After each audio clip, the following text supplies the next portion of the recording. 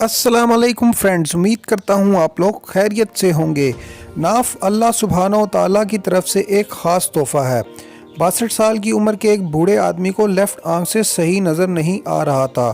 ख़ास तौर पर रात को तो और नज़र ख़राब हो जाती थी। डॉक्टरों ने उन्हें बताया कि आपकी आंखें तो ठीक हैं, बस एक प्रॉब्लम है कि जिन रगों से आँख को खून फराहम होता है वो सूख गई है।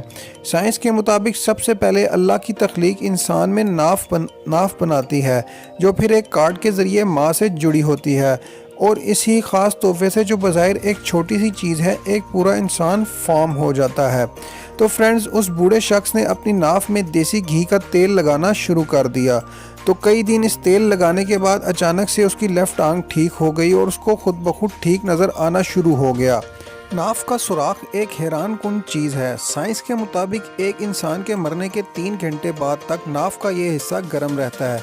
वजह इसकी ये बताई जाती है कि यहाँ से बच्चे को माँ के ज़रिए खुराक मिलती है।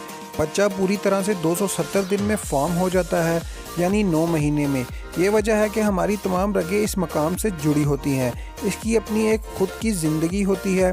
पिचोटी नाफ के सुराख के पीछे मौजूद होती है, जहाँ तकरीबन 72,000 रगें मौजूद होती हैं। हमारी जिस्म वजूद रगें अगर फैलाई जाएं तो ज़मीन के गिर्द 2 बार घुमाई जा सकती हैं, यानी इसका इतना वजूद होता है कि अगर इसको ज़मीन के गिर्द 2 बार भी घुमाया जाए तो भी ये पूरी नहीं होंगी। नाफ से कई छोटी और बड़ी बीमारियों का इलाज किया जा सकता है, जैसे कि आँखों का सूख जाना या सही नज़र नहीं आना, या ग्लोइंग बाल या ग्लोइंग जेल के लिए रोज़ाना रात को सोने से पहले 3 कतरे खालिश देसी घी के या नारियल के तेल के नाफ के सुराख में टपकाएं और तकरीबन 1.5 इंच सुराख के इर्द गिर्द लगाएं।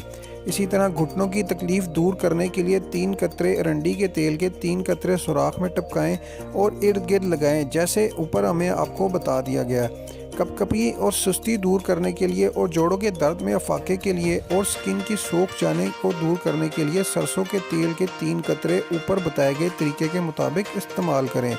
नाफ के सुराख में ही तेल क्यों डाला जाए? नाफ के सुराख में अल्लाह ने ये खासियत रखी है कि जो रगें जिस्म में अगर कहीं सूख गई हैं तो नाफ के ज़रिए इन तक तेल पहुंचाया जा सकता है, जिससे वो दोबारा खुल जाती है।